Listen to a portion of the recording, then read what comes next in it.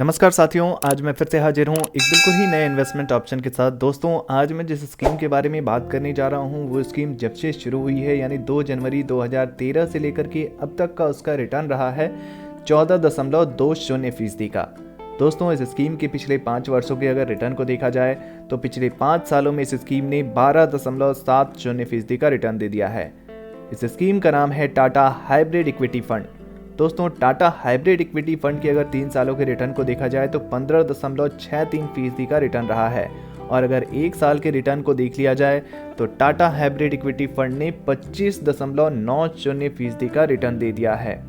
और अगर 6 महीने की ही बात कर लें दोस्तों, तो पिछले 6 महीने में टाटा हाइब्रिड इक्विटी फंड का रिटर्न रहा है 9.96%, जो कि एफडी और आरडी की तुलना में भी ज़्यादा रिटर्न है। दोस्तों, आज के इस वीडियो में हम ये समझने का प्रयास करेंगे कि अगर हम टाटा हाइब्रिड इक्विटी फंड में 50,000 रुपये का निवेश कर दें तो ये टाटा हाइब्रिड इक्विटी फंड हमें कितने सालों में कितने रुपए दे सकता है। लेकिन इससे पहले हमें कंपनी की कुछ बेहद महत्वपूर्ण जानकारियाँ जाननी जरूरी है।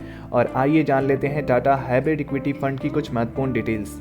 दोस्तों, NAV प्राइस की अगर बात की जाए तो 330.10 रुपये का NAV प्राइस चल रहा है। SIP के जरिए अगर आप निवेश करना चाहते हैं यानी हर महीने अगर थोड़े थोड़े पैसे आप इस फंड में डालना चाहते हैं तो मिनिमम अमाउंट आपको 500 रुपये से डालनी शुरुआत करनी होगी। मैक्सिमम की कोई भी सीमा नहीं होती है। और अगर आप लमसम के जरिए निवेश करना चाहते हैं दोस्तों, यानी एक साथ FD और RD की तरफ पैसे निवेश करना चाहते हैं किसी भी फंड में, तो इस फंड में आपको मिनिमम जो आपको एक साथ आप पैसे डालने होंगे, आपको वो मिनिमम 5,000 रुपये डालने ही होंगे।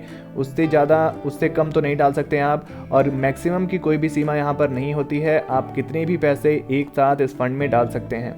दोस्तों, टाटा हाइब्रिड इक्विटी फंड के फंड साइज को देखा जाए तो 3,298.38 करोड़ रुपए का फंड साइज है। और अगर हम कंपनी वाइज होल्डिंग्स पर नज़र डालें तो ICICI bank limited, state bank of India limited, Reliance industries limited, HDFC bank limited, Tata consultancy services limited, Infosys limited जैसी अच्छी अच्छी कंपनियां इसकी होल्डिंग्स में हैं। और इक्विटी सेक्टर एलोकेशन पर अगर नज़र डाली जाए दोस्तों इस फंड के, तो फाइनेंशियल सेक्टर को सबसे ज़्यादा रखा गया है 36.5%, अदर सेक्टर को 22.5% दिया गया है यहाँ पर, और टेक्नोलॉजी सेक्टर को 14.2%, एनर्जी सेक्टर को 10.9%, FMCG को 9.6% और कंस्ट्रक्शन सेक्टर को 6.2% दिया गया है दोस्तों।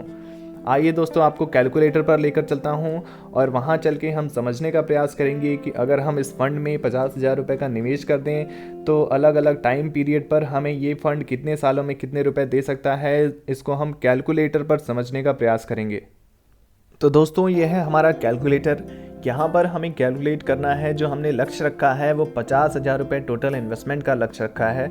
इसीलिए यहाँ पर टोटल इन्वेस्टमेंट की जगह हम 50,000 रुपये डाल सकते हैं। एक्सपेक्टेड रिटर्न रेट की बात की जाए दोस्तों तो इस फंड का ऑल टाइम रिटर्न रेट 14% से ज़्यादा है। यहाँ पर हम एक्सपेक्टेड रिटर्न रेट 14% का लेकर चल ही सकते हैं। और बात की जाए अगर 5 सालों की, हमने टाइम पीरियड को अगर 5 सालों पर रख दिया और यानी कि इसका मतलब ये हुआ कि अगर हमने 50,000 रुपये को 5 सालों के लिए टाटा एक हाइब्रिड इक्विटी फंड में इन्वेस्ट करके छोड़ दिया 5 सालों के लिए, और हमें एक्सपेक्टेड रिटर्न रेट 14% का दोस्तों मिलता रहा, तो इस हिसाब से जो टोटल इन्वेस्टमेंट अमाउंट वो 50,000 का ही रहेगा। और 50,000 रुपये पर जो एस्टिमेटेड रिटर्न हमें मिलेगा वो मिलेगा 46,271 रुपये का। और हमारी कुल फंड वैल्यू जो होगी वो बढ़कर हो जाएगी 50,000 प्लस 46,271 रुपये, यानी कि जो टोटल फंड वैल्यू होगी हमारी वो 96,271 रुपये हो जाएगी दोस्तों। और अगर वैसे ही अगर 10 सालों के लिए हमने इस फंड में निवेश किया और लंबे थोड़ा सा और बढ़ा दिया, 50,000 रुपये को 10 सालों के लिए इस फंड में डाल करके छोड़े रखा और एक्सपेक्टेड रिटर्न रेट 14% का मिलता रहा, तो उस केस में 50,000 हमारा टोटल इन्वेस्टमेंट अमाउंट है। और टोटल इन्वेस्टमेंट अमाउंट पर जो हमें रिटर्न मिलेगा वो मिलेगा 1,35,361 रुपये का। और हमारी कुल फंड वैल्यू बढ़कर हो जाएगी 1,85,361 रुपये। दोस्तों, अगर 15 सालों की बात कर लें, अगर हमने इस इन्वेस्टमेंट को 15 सालों तक जारी रखा, यानी कि 50,000 रुपये को इस टाटा हाइब्रिड इक्विटी फंड में डाल करके 15 सालों तक के लिए छोड़ दिया, एक्सपेक्टेड रिटर्न रेट अगर 14% का मिलता रहा, तो 15 साल बाद 3,06,897 रुपये का हमें रिटर्न मिल जाएगा इस फंड के माध्यम से। और हमारी जो कुल फंड वैल्यू होगी वो 3,56,897 रुपये हो जाएगी 15 सालों बाद। ऐसे ही अगर 20 सालों तक इन्वेस्ट करके छोड़ दिया तो क्या होगा, अगर 20 सालों तक के लिए इन्वेस्ट किया 50,000 रुपये को इस फंड में डाल करके 20 सालों तक के लिए छोड़ दिया तो 50,000 रुपये पर जो हमें रिटर्न मिलेगा वो 6,37,174 रुपये का होगा। और हमारी कुल फंड वैल्यू आप इस कैलकुलेटर में देख सकते हैं, मात्र 50,000 का इन्वेस्टमेंट 20 सालों बाद आपको 6,87,174 रुपये देगा।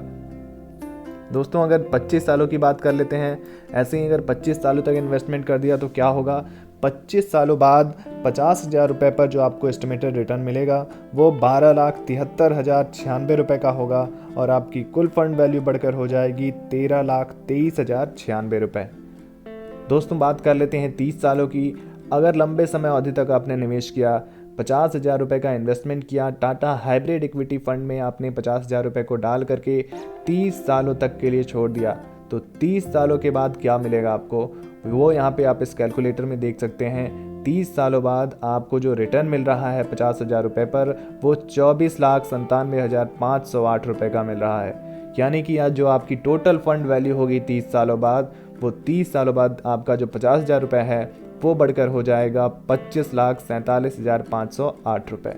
तो दोस्तों आप देख सकते हैं मात्र 50,000 रुपये का छोटा सा इन्वेस्टमेंट आपको 25,47,508 रुपये तक बनाकर दे सकता है अगर आप टाटा हाइब्रिड इक्विटी फंड के माध्यम से इन्वेस्ट करते हैं तो।